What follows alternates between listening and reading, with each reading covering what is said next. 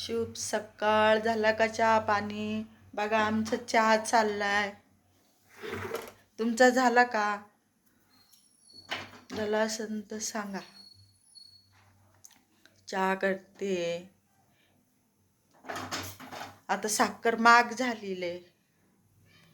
काय आता नुसतं गरम पाणी प्यायचं फक्त.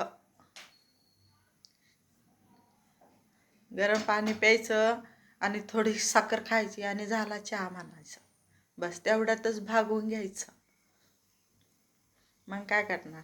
आता एवढी महाग झाल्यावरती 70-80 रुपये किलो. चला बघा, हे बघा पाणी ठेवलं हे.